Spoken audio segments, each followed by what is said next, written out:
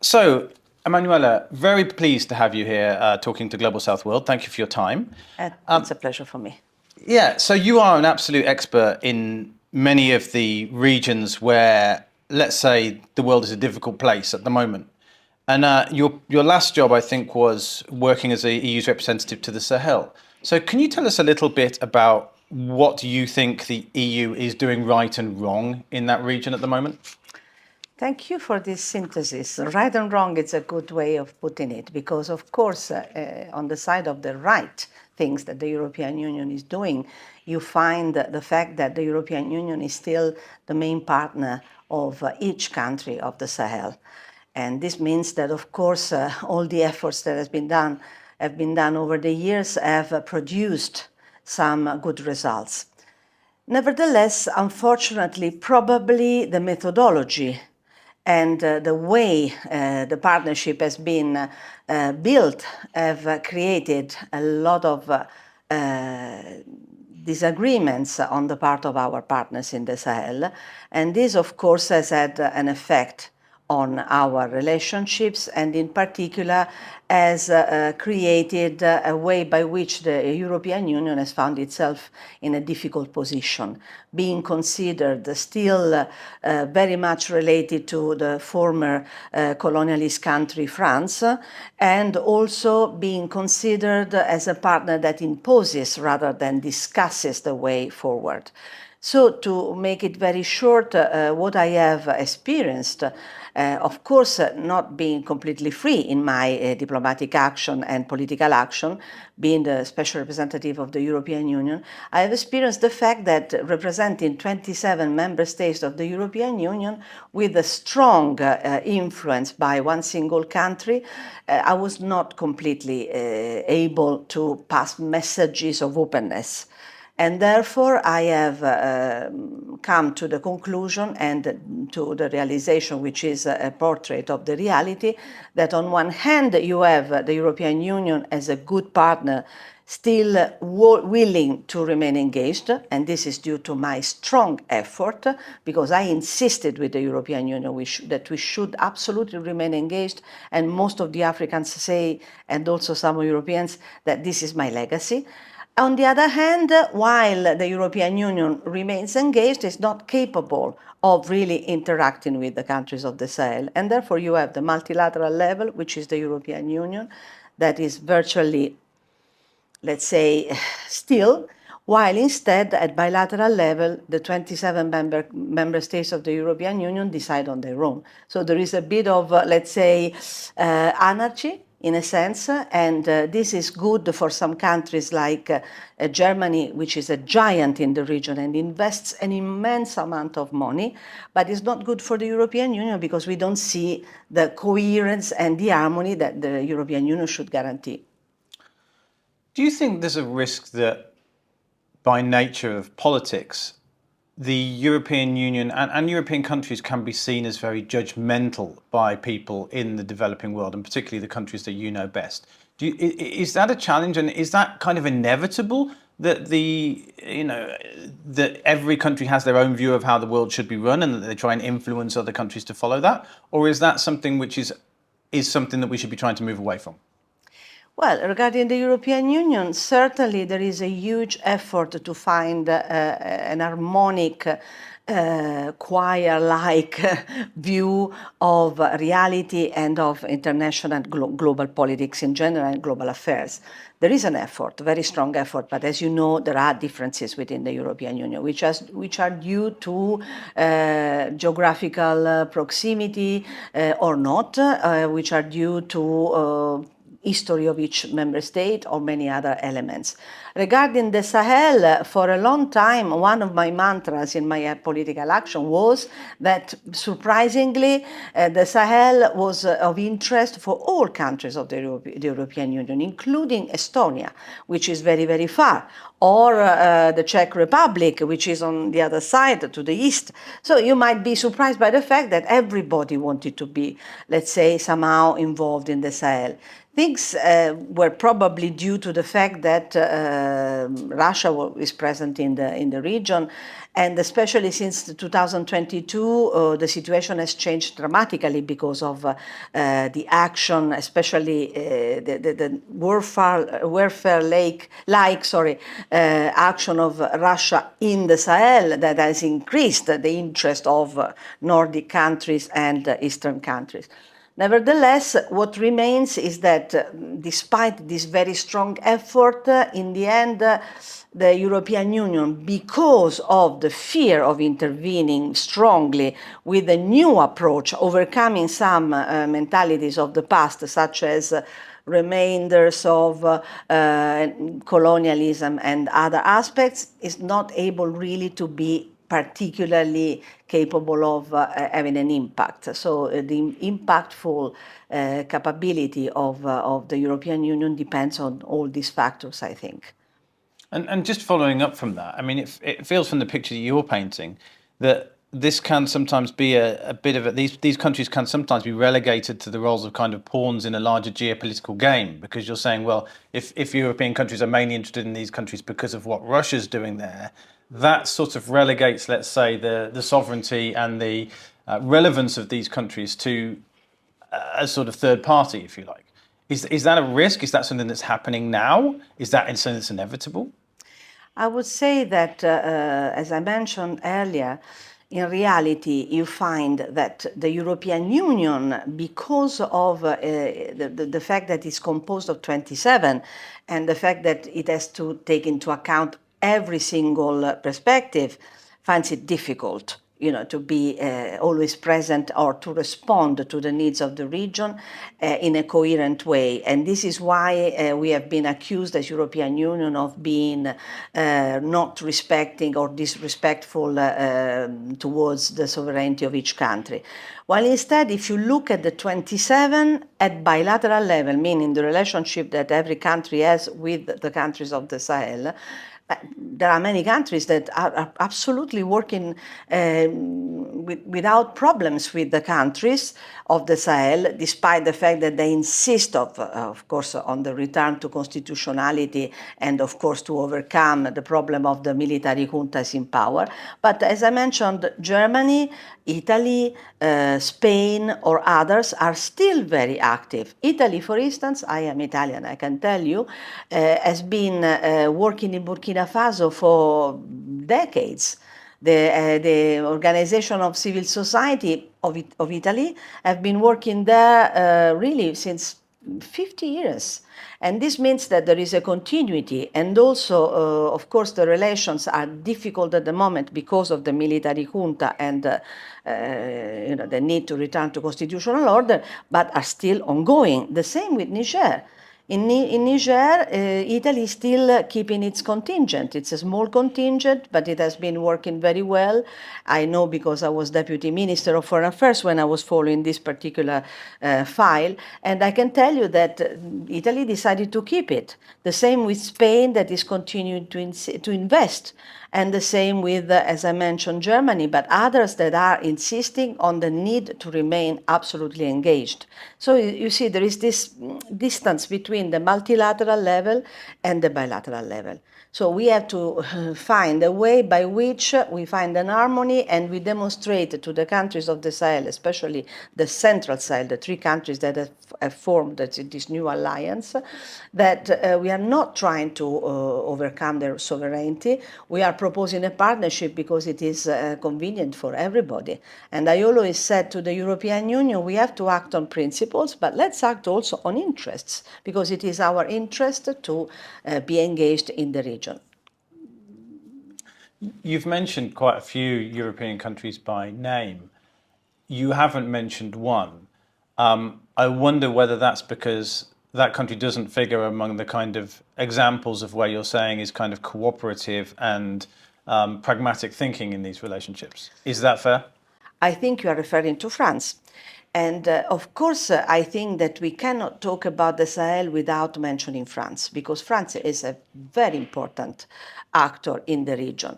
Nevertheless, in the last few years, France has been going through a crisis because of its, let's say, reluctancy to change its own attitude towards the region because of many events that have taken place, very many coup d'etat, as well as, of course, the withdrawal of the troops from Mali and elsewhere recently, and the fact that its own mentality has been put in question. They have been accused of being neo-colonialist, they have been accused of not respecting the sovereignty of the countries because their attitude remains an attitude of, as it is perceived by the countries of the Sahel, of imposition of solutions rather than discussion and construction together of what an alternative to the current situation could be. Therefore, France remains, in my view, a fundamental actor, also because in the Sahel in particular, every single leader has been studying in France or has strong cultural relationships with France.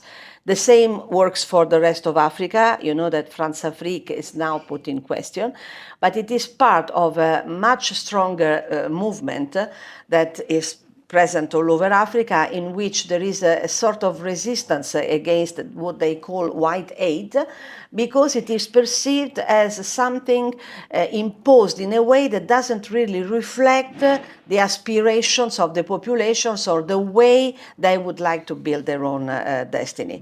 France, in particular, I have been interacting with France incredibly much, but at the same time, of course, unless there is a decision at the highest level to have a more listening, so to speak, approach, and this is what they want to do anyway, probably we will be stuck in this situation regarding France for quite a while. I hope that this will change because there is a request from the French society to change it, also because the percentage of citizens of France of African origins is very high. And therefore, I think we are in a process, but the process cannot only happen in the Sahel, must also happen in France. I think that with the help of civil society and a lot of politicians who are willing to do so, also giving more voice to the African part of society, probably this process will start and hopefully will be positive. Okay, I may just ask you that question again, if you can give me a really tight answer, because what you said was very interesting, but there was a lot of aspects to it. Would you like to see, or do you think a change of approach from France would be positive for the Sahel region? A change of approach from France, yes, would be not only positive but essential, in the sense that there is a need for France to change its approach because it has a lot to give to the region. And at the same time, it would also give the Africans an opportunity to produce their own proposals and perspectives in a way that could be beneficial for both. Thank you. One of the things that I know would have taken up a lot of your time during your previous role with the EU was about migration. How successful do you think you were able to be in addressing that issue, and what do you think could be done better in the future? To give a short answer, I can say I was successful in the sense that I was able to pass messages and also to open the eyes, sorry to say, on the issue regarding the fact that migration is much more consistent south to south within Africa than from Africa to the European Union. This is essential to understand because this means that we have to invest more in the countries of origin because they need a lot of support. Consider that refugees in Africa are an immense amount of people, and I always express admiration for the fact that these countries welcome the refugees. I've always been in the camps, spending a lot of time of my life, so I speak for my personal experience as well. Regarding the perspective of the European Union, certainly I also contributed to the fact that not only we have to invest in the countries of origin to help them manage the situation, but because, of course, it is important to help the societies grow, because we want societies that are able to participate in the global debate, and at the moment they are not. And also the fact that in any case we must find legal ways, legal pathways to go to Europe for Africans, because we need the Africans. And I have to say that looking at the the numbers that are welcomed to Europe, despite the ideological proclamations against migration, in fact, that there is a certain degree of realism in the governments of the European Union, including Italy.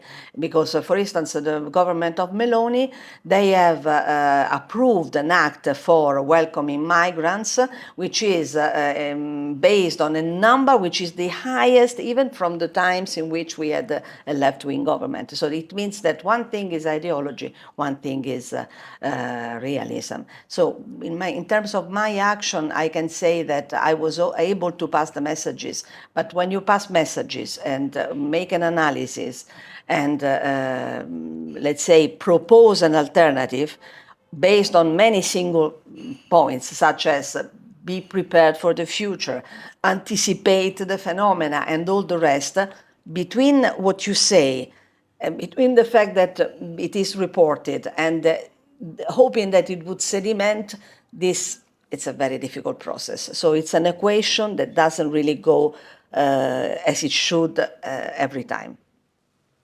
Okay, I mean, that's fascinating to me. I want to move on because I know we can't take too much time, but I really appreciate you sharing those opinions. One thing that you touched on there, which I think is particularly pertinent now, is this idea of foreign aid. Okay, so we have Donald Trump made a big case for the foreign aid is wasteful, we should stop giving it, cut it off. But I think in a lot of European countries now, and we've seen the UK cutting back their foreign aid, there's this suggestion that a lot of this money is wasted, it's going to bad people, we shouldn't be doing this. Where do you sit in that debate? Do you have any sympathy with that argument? Do you think there's things that, are obvious that we should change? Or do you think that this is a sort of false dichotomy? I'll be very clear. Apart from anything, I think that this argument for the European Union is the argument. I've just published an article in an important journal on this. It is the argument for the European Union because we have to act on soft power. We cannot only think about reforming our defense system. We have also to think where are we in the world and what kind of say we have at global level. And foreign aid, humanitarian aid and development cooperation are our distinctive aspect. Because, for instance, regarding humanitarian aid, consider that the European Union is the main provider at global level, which gives the European Union a profile, a very important profile. And when you talk about humanitarian aid, you talk about something that goes directly to the communities. So if we want to have a say, especially because there is this mentality that we always have to work against actors that are malicious, you have to reinforce your positive aspects. You have to reinforce your credibility, your capability of influence without, of course, imposing your influence. And humanitarian aid in particular, I think, is essential, especially now that Donald Trump is cutting the funds. Even more so, development cooperation. Development cooperation reformed together with the African states because they know what they need. It is true that we have corruption and all the rest, but I can also assure you that the procedures of the European Union are so complex and so careful and so elaborated that they can guarantee that there is a control over the funds. And in this sense, I think that we should insist on this because this is the way by which the European Union is presenting itself to the global debate. We don't want to compete on, creating debt in the countries of Africa. We don't want to compete on defense systems because we have withdrawn our troops. Only a few remain here and there in Africa. What we can compete, if we really want to feel in competition, but I think that we should not be in competition, we should just act for ourselves, is in this kind of fields that are also very beneficial if we want to act in our interest for a number of reasons. Also to create, as I said, a sort of fidelity in the populations because we know what we are. And when it comes to these kind of actions, of course, you see that the populations respond because they want to see concrete results. They don't want, to be, let's say, somehow confused by words and slogans. They want concrete actions. I think what you said there was that Europe's interests is not essentially competing to try and Yes, match yes, the yes, US yes, defense okay. state, but Europe should play to its own strengths, and that can actually enforce their security perhaps better than having more guns. So maybe you could say it better than me. In this moment in which there is a lot of debate, especially after the election of President Trump, on the need to reduce humanitarian aid and also development cooperation, I think that the European Union should go in the opposite direction because both humanitarian aid and development cooperation are a distinctive aspect and profile of the European Union, give the European Union an opportunity to have a particular position in terms of soft power, because soft power is absolutely necessary in the global system, and also, of course, favor a system that really goes straight within the communities rather than only think about restructuring and redefining the defense system. I think that we have to balance this kind of aspects because the European Union needs to be recognized as a very credible, impactful, and faithful also partner. Superb, thank you. And then finally, you were a minister in the government of a former colonial power, Italy. A lot of the debate here at the forum has been about the legacy of colonialism and how I think that many of the African countries still see an imprint of colonial, let's say, behavior from some European countries. Is that fair? Should the European countries be looking at themselves in this light? And give me your perspective on that. Well, I can tell you what the Africans always tell me, especially Ethiopians or Eritreans. They always say that Italy was a former colonial country, but it was in the fascist era, which is, of course, different from what we are living now. So they make this distinction. I don't want to enter in their mentality and their judgment, because anyway, we are culpable. We have this burden on our shoulders as Italians, of course, and we recognize it finally, because also, you always need to go through a process of recognition of the effects of your policies in the past. Nevertheless, nowadays, I would like to say we are trying, as Italians, we are trying certainly to have a different approach towards Africa. You know that the current government has created a special plan for Africa. And when I was representing the European Union, I was always saying to journalists in particular that if one member state decides to create a special plan of investments together with the Africans to improve the situation, of course, I think it's a good idea. Regarding in general the problem of colonialism and the heritage of the past, I have to say that is still very much feared by the Africans, especially in certain areas there are still echoes of that period. Because of the attitude, because of the language, we have not developed what I call, and I've said that many times, a European African or African European language that can really favor the canalization of common messages to make sure that we pass the same kind of messages to the global debate. The Africans are still completely excluded, in my view, very little participating, and therefore this is a form of neocolonialism. If you don't include, you are still thinking that it's you who decide whether they should be included or not included, and this is the perception that the Africans have. Of course, the Africans themselves suffer from lack of unity, internal discussions, but I think that this is absolutely normal in a big continent.